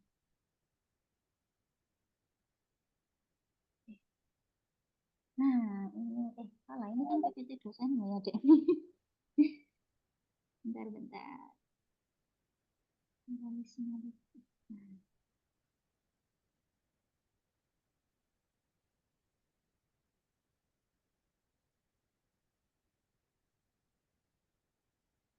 Nah, ini maksudnya. Nah, gambar. Ya, ini diambil dari PPT-nya dosenmu sih, Dek. Jadi kan Oh, kalau tanpa makan selama lebih dari 24 jam atau selama sehari, otomatis kan glikogen itu kan dia akan menurun. Nah, ketika glikogen itu dia nggak ada di dalam apa namanya di tubuh kita menurun, otomatis tidak akan terjadi sintesis glukosa. Nah, sedangkan otak kita dan beberapa eh, anggota organ tubuh lain. lain, organ lain itu membutuhkan glukosa. Jadi, terus yang dipecah apa dong? Jadi yang dipecah adalah lemak. Lemak kan cadangan kedua setelah karbohidrat, ya kan? Makanya ada istilah sintesis lemak, sintesis asam lemak. Makanan yang kita kandung pun itu juga hampir seluruhnya juga mengandung trigliserida atau triasylgliserol. Nah, Oh, trigliserida ini dek nanti dipecah kalau adik belajar tentang sintesis ini. Itu enggak ya di sini? Sekalian kita singgung dikit-dikit lah ya. ya. Nah, sini. Jadi makanan yang kita makan itu mengandung triasylgliserol, Dek. Nah, triasylgliserol itu nanti kalau masuk ke dalam tubuh itu dia nanti akan diemulsifikasi dulu. Nanti dia jadi lipid droplet seperti ini. Nah, dari lipid droplet Lipid ini nanti dia droplet. jadi triacylglycerol itu nanti dia jadi lipid droplet ya. Lipid droplet nanti dia diemulsikan bergabung dengan bile salt. Bile salt ini garam empedu ya. Nah, garam empedu nanti ini akan menghasilkan sebuah senyawa. Nanti namanya senyawa dipecah itu jadi dua FFA atau dua free fatty acid sama satu ini uh, monogliserat. Tapi saya nggak punya ini mana. Monoglycer. Iya, jadi nanti dipecah jadi itu nanti dia. Nah, pemecahannya itu nanti dia masuk ke dalam siklus ini, oksidasi asam lemak. Nah, berarti jawaban soal yang tadi adalah kalau Asam misal lemak. kalau misalkan dia nggak puasa nih selama 24 jam, otomatis dia akan memecah asam lemak ya. Kalau laktat kan nggak mungkin. Laktat nanti kan dia justru hasil dari glikolisis. Bahannya juga glukosa atau glukagon gitu ya. Jawabannya Oh, sama. sisanya bukan dari glikogen hati, dok. Kenapa? Bukan Maksudnya, sama. Kan hmm, glikogen, bukan dari glikogen hati hati dulu. Berarti. enggak. Jadi di asam lemak. Kan 24 jam deh. Otomatis kan glukosanya enggak ada. Oh, maksudnya, Tapi kan iya, ya, Kak. kalau glikogen di hati kan tetap dia membutuhkan glukosa. Ya. Oh, Nanti juga masuknya nanti dia juga ada kan jalurnya kan ada dua, eksogen sama endogen. Yang endogen itu nanti mulainya dari hati, tapi dia bukan dari glikogen. oh, iya. Bisa ditangkap? Kan kalau Bisa. glikogenolysis itu kan tetap glukosa deh yang dipakai ya. Glikogen atau glukosa itu kan kalau misalkan di tubuhnya aja glikogen atau glukosanya nggak ada atau menurun kan otomatis tidak bisa terjadi glikogenolysis di hati, ya kan? Jadi Oh, iya, nantinya iya. dia harus mengambil dari Asam lemak. dari lemak karena glikogennya sudah juga berkurang gitu kan. Glikogen glikogenesis itu kan juga pemecahannya kan dari glikogen jadi glukosa, sedangkan glukosanya aja dia berkurang habis ya, tidak Hmm, bisa berjalan. Nah, gitu ya. Lanjut ya. iya. Nomor Iya. seorang pasien dengan diabetes mellitus tidak terkontrol mengalami peningkatan pembentukan badan keton atau ketogenesis. Hal Genesis. ini terjadi karena apa? Karena Diabetes tidak terkontrol. lebih, kalau Peningkatan diabetes itu badan. biasanya kelebihan glukosa.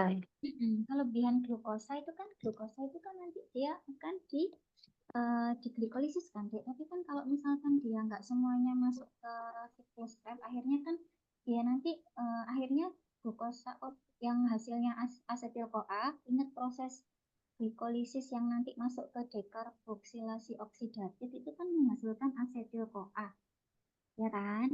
Nah, kalau asetil-CoA-nya terlalu banyak, nanti asetil-CoA-nya ini nanti akan dialihkan ke jalur ketogenesis, jadi pembentukan badan keton atau ketogenesis gitu. Jawabannya adalah Yang B. bentar. Kelebihan glukosa 191. Ya, kekurangan oksala. Ya, untuk mengikat asetil CoA ya. Jadi kan kalau oksala asetat itu kan masuknya ke siklus fat ya. Iya, Dek. Oh, oh, bukan kelebihan glukosa ya dok berarti. Asetat. Akhirnya kan dia karena oksala asetatnya nggak cukup buat mengikat asetil CoA, akhirnya asetil CoA-nya beralih ke jalur ketogenesis. Ketogenesis itu kan bahannya pakai asetil CoA kan, Dek ya. Oh, Gitu. ini saya barusan tadi dapat materi ini dok. Mm-mm.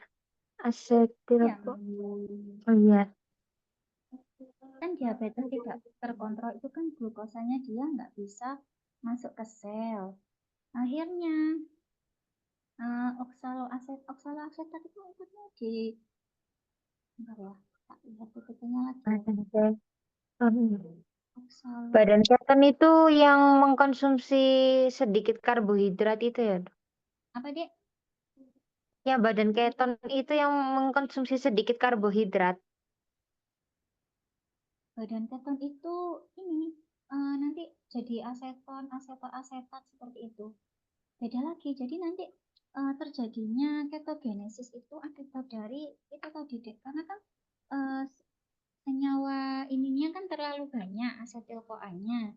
Jadi kan ketogenesis itu kan di itu di hepar ya. Tapi dia itu berawal apa namanya prosesnya itu kan dia dari molekul asetil CoA. Sedangkan asetil CoA itu adalah hasil dari proses dekarboksilasi oksidatif ya kalau nggak salah. Artinya nanti karena kebanyakan asetil CoA akhirnya kan dia hmm,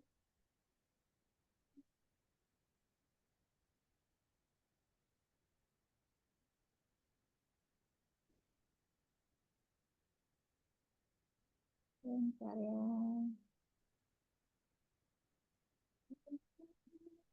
Ini enggak ya saling koreksi ya, Dek ya. Jadi Hmm. ya, ya kan ya kebanyakan asetil CoA ya. Oh ini loh ini. Iya. Asetil CoA.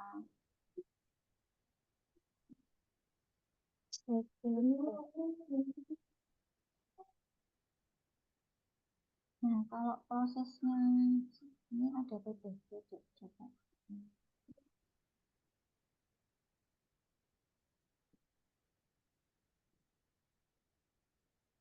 Jadi,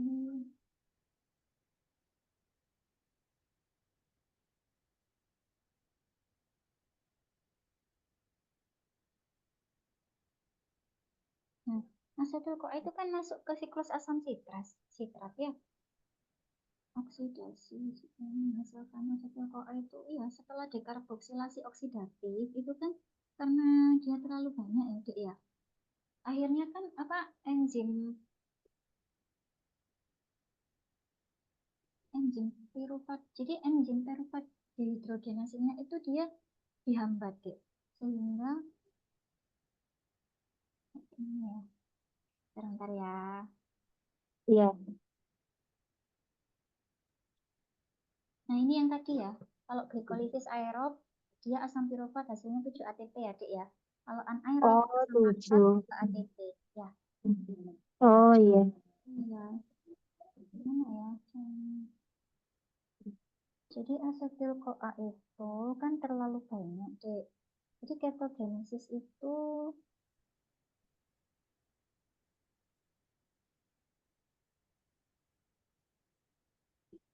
Jadi ketogenesis itu terjadi karena asetil-CoA-nya itu terlalu banyak. Jadi karena terlalu banyak itu dia akhirnya dipecah jadi badan keton. Nah, kenapa kok terlalu banyak? Karena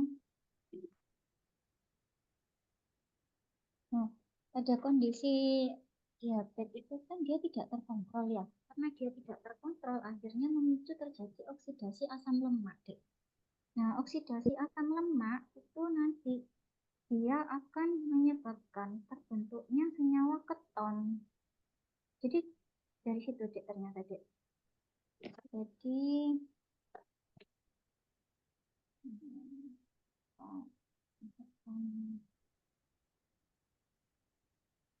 catatan biasanya saya aja ya. Mohon maaf ya dokter, ini saya di depan rumah kan ada masjid itu ada acara, makanya suaranya agak Fisik. Karena tadi saya metabolisme lipid ya.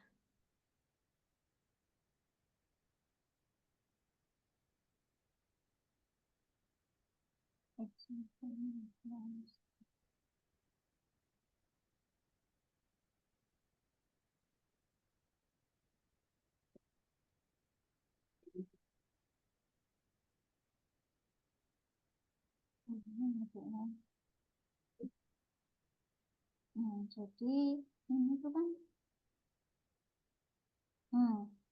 oksidasi asam lemak ya. Jadi asam lemak Ya. pada keadaan kelaparan atau pada penderita diabetes mellitus yang tidak terkontrol akan terjadi oksidasi asam lemak yang berlebihan. Sehingga jika kejadian ini terus berlanjut dapat menyebabkan terbentuknya senyawa keton. Nah, senyawa keton nanti akan dibuang lewat urin. Pada kasus orang-orang dengan diabetes tidak terkontrol, itu biasanya nanti akan terdapat keton di kencingnya, deh. Gitu. Oh, mohon maaf dok, ini tapi tadi share screen-nya nggak kelihatan PDF-nya. Nggak kelihatan PDF-nya, sebentar ya. Nah, sudah. Iya sudah. Sudah ya. Nah ya. Nah, jadi lebih ke ini deh. Inilah kuncinya ya. Penderita diabetes mellitus yang tidak terkontrol akan terjadi oksidasi asam lemak. Nah, oksidasi asam lemak itu nanti dia menghasilkan senyawa keton, Dek. Nah, asam lemaknya kan dioksidasi ya. Asam lemak plus ATP Ya. CoA oleh asil CoA sintesase. Nah, di sini nanti dia akan menghasilkan asil CoA plus pirofosfat yang inorganik dan AMP.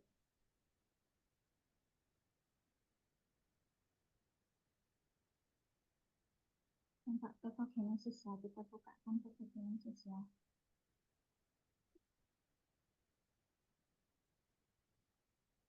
Ini nanti tak kasih tahunya nggak apa-apa deh. Ini tuh di waktu kuliah kasih dosen saya seperti ini. Mungkin bisa dibaca-baca ya. Ini lengkap.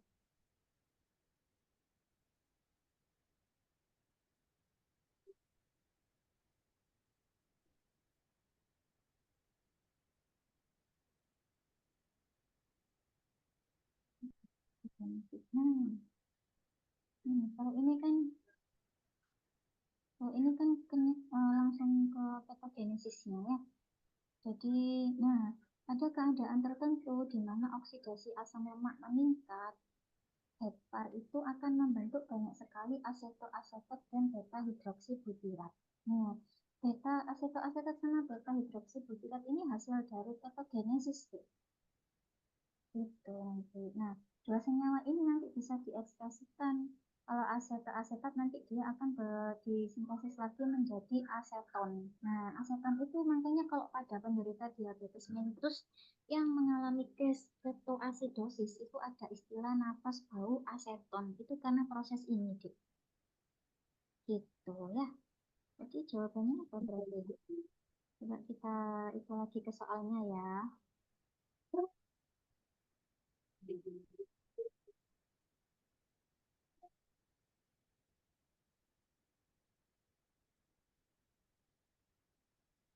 jalur pentosa fosfat itu kayaknya salah deh. Kayaknya karena kekurangan oksaloasetat. Oksaloasetat itu kan yang mengikat asetil-CoA. Akhirnya karena asetil-CoA-nya terlalu banyak di darah, akhirnya dia mengalami ketogenesis gitu ya. Kekurangan oksaloasetat. Oksaloasetat. Kita lanjut ya, nomor 3 ya. Iya. Seorang atlet maraton memanfaatkan cadangan lemaknya untuk menghasilkan energi. Nah, proses utama pemecahan asam lemak di dalam mitokondria disebut pemecahan asam lemak. Asam lemak. Asam lemak. Gluconeogenesis. Tuh, asam lemak. Beta Oh, oksidasi. Tadi kan ada oksidasi beta. Itu nama lain dari pemecahan asam lemak. Nah, beta oksidasi atau oksidasi beta itu nanti adalah pemecahan fatty acid atau asam lemak. Hasilnya apa? Hasilnya asetil-CoA. Tadi loh yang saya share screen ya. Permisi ya. Nah, ini namanya beta oksidasi. Kelihatan nggak, Dik? Kelihatan ya?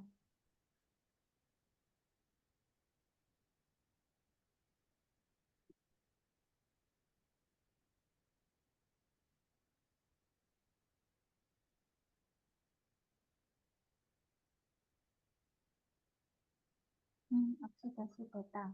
Nah,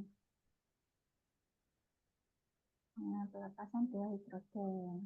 Oksidasi beta. Namanya oksidasi asam lemak atau oksidasi beta ya. Berarti beta asam lemak. oh, beta asam. Iya, Ya, beta asam lemak. Iya. itu ya. Di mitokondria. Cadangan lemak kan ya. Karena Iya. maraton ya. Kalau ketogenesis kan terjadi pada orang dengan yang Diet. glukosanya tinggi atau misalkan dia kekurangan oksaloasetat Karbohidrat. atau karbohidrat apa namanya? Karena dia kan kalau pada diabetes yang tidak terkontrol kan dia glukosanya nggak bisa masuk ke sel. Akhirnya yang dipecah adalah badan keton, makanya namanya ketogenesis. Genesis. Lanjut ya. Seorang pria Iya. obesitas menjalani diet rendah karbohidrat. Setelah beberapa hari, tubuhnya mulai beradaptasi dengan menggunakan badan keton sebagai energi. Energi. Organ yang paling banyak menggunakan badan keton dalam kondisi ini adalah otak. Iya, Pak. Badan keton itu yang tadi ketogenesis itu, Dok. Betul. Otak ya. Karena otak itu kan butuh glukosa. Jadi kalau misalkan pada orang diabetes itu gulanya itu kan nggak bisa masuk ke dalam sel, Dek. Jadi otaknya itu mengeset kalau di sel-sel tubuhnya itu kekurangan glukosa. Akhirnya dia melakukan sintesis badan keton seperti itu sebagai untuk menghasilkan energi. Karena kan ketogenesis itu nanti kan dia bisa menghasilkan suatu energi gitu ya. Oh, tapi kalau di hati itu lebih banyak glukosanya yang diambil itu dari hati ya, Dok. Ya, kalau glukosa dari hati, tapi kan pada kasus ini dia diet rendah karbohidrat ini. Nah, berarti kan nggak ada glukosa yang masuk, Dek. Oh, maksudnya Terus otak dia tidak ngambil menerima dari glukosa mana? sama sekali. Dia ngambil dari mana? Dia ngambil dari badan keton dengan cara beta oksidasi dulu. Jadi oksidasi asam lemak Oh, dulu. iya, Balik iya. lagi ke yang sebelumnya. Betul. Dari Iya, oksidasi iya. asam lemak, Beta dia kan oksidasi. menghasilkan asetil-CoA. Nah, asetil-CoA sama asetil-CoA ketemu, dia nanti membentuk HMG-CoA.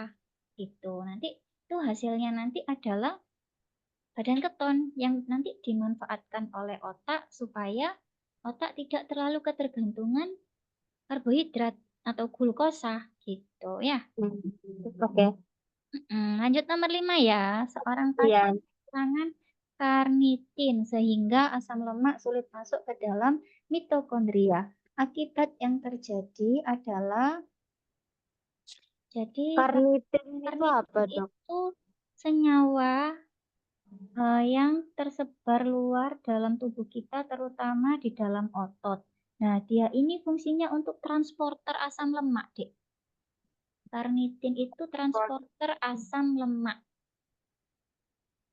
Hmm, Karnitin, tulis di mana ya? Ini ya. Karnitin itu adalah transporter asam lemak. Nah, karena dia transporter asam lemak, otomatis kalau misalkan transporternya kurang, berarti asam lemaknya akan mengalami penurunan, ya. asam lemaknya, oh iya. Penurunan oksidasi asam lemak, karena kan apa kendaraannya nggak ada. Ibaratkan kalau asam lemak ini itu manusia itu kan kalau masuk ke jalan tol itu kan butuh kendaraan. Nah, kendaraannya itu apa? Ya ini, karnitin ini. Nah, kalau karnitinnya nggak ada, otomatis kan si manusia ini nggak bisa masuk ke dalam jalur tol. Jalan tol, nggak mungkin pakai sepeda kalau nggak ada mobil, gitu ya. Tapi itu kenapa kok penurunan oksidasi, Dok? Penurunan, kan karnitin itu bahan untuk transporter asam lemak. Oksidasi asam lemak itu kan membutuhkan karnitin, karena karnitin ini kendaraan atau transporter asam lemak. Kalau transportnya aja dia kurang, otomatis penurunan oksidasi asam lemak. Jadi oksidasi asam lemak itu dia butuh bahan namanya karnitin, Dek. Kalau karnitinnya dia berkurang atau transporternya berkurang, otomatis oksidasinya akan mengalami Penurunan. penurunan. Jawabannya adalah yang Ah, A ya. Oke, sekarang ini tentang DNA ya. oh iya. Coba kita bahas satu ya. Seorang Iya. pasien mengalami kelainan genetik akibat mutasi salah satu gen di DNA-nya. Ketika diteliti, mutasi ini mengubah urutan basa nitrogen sehingga kodon yang terbentuk pada mRNA. mRNA itu messenger RNA ya, Dek ya. Jadi kan kalau dari DNA itu kan habis ditranskripsi, dia kan masuk ke translasi. Iya, betul.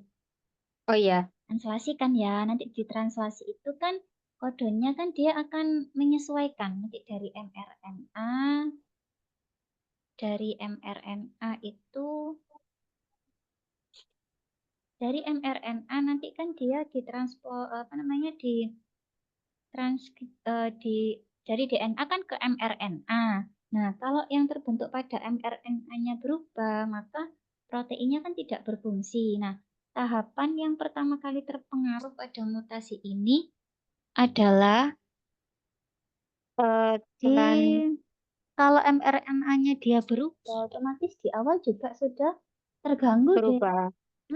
Jadi kan dari transkripsi DNA dia menjadi mRNA itu kan dia harus ini kan kodenya harus benar dulu kan, ya kan? Iya. Transkripsi itu kan dari DNA dulu ke mRNA, mRNA. baru dia jadi protein. Nah, kalau mRNA-nya jadi Berarti yang B. kodenya sudah berubah, betul, otomatis proses yang awal yang dari transkripsi DNA menjadi mRNA juga terganggu, gitu ya. Hmm. Satu lagi coba ya. Ya. Oke, 5 menit lagi. Seorang Hmm. mahasiswa sedang melakukan penelitian ekspresi gen. Nanti kalau ada yang nggak jelas, boleh WA saya kok, Dek. WA pribadi aja ya, jangan Oh, di grup. Kalau di grup nanti kan sungkan ada banyak tutor yang lain. Nggak apa-apa, saya oh sangat iya. terbuka. Nanti kalau memang butuh penjelasan, kalau bisa tak Iya. VN, ya tak VN. Ya, Iya, itu terima ya. kasih, Dokter. Saya minta maaf ya, jadi agak terganggu ini jadwalnya karena ada jadwal lagi. Oh iya, Dok, Oke, nggak apa-apa. nomor 2 ya. Seorang Iya. mahasiswa sedang melakukan penelitian ekspresi gen pada sel hati tikus. Nah, ia mengisolasi mRNA untuk mengetahui protein apa yang sedang diproduksi sel tersebut. Nah, kalau mau tahu proteinnya apa itu kan dia harus lewat transkripsi DNA dulu kan, ya Iya, kan? Transkripsi transkripsi. DNA, terus ke mRNA, baru dia jadi protein kan ya. Nah, dari penelitian ini mahasiswa ini dapat menyimpulkan bahwa fungsi utama dari mRNA adalah mRNA itu kan dia eh, memiliki Hmm. beberapa fungsi, di antaranya kan ada apa translasi ya, Dek ya. Yang nanti Iya, dia ada penerjemahan ya, iya benar sih, penerjemahan ya. Penerjemahan berarti nanti ikutnya membawa informasi ya, dia kan informasi genetik penghubung ya, dari DNA ke dari ribosom. DNA ke ribosom. Ribosom. Oke, kita stop sampai di sini dulu ya, Dek ya. Nanti sisanya Iya. nggak apa, coba adik kerjain sendiri. Nanti tak kirim di WA ya. Nanti kalau misalkan minta tolong dikoreksi, nanti nggak apa-apa sambil tak koreksi. Nanti mungkin agak maleman dikit ya. Gitu ya. Oh ya, ini Kita tutup sudah dulu. mencakup semua materi, Dok.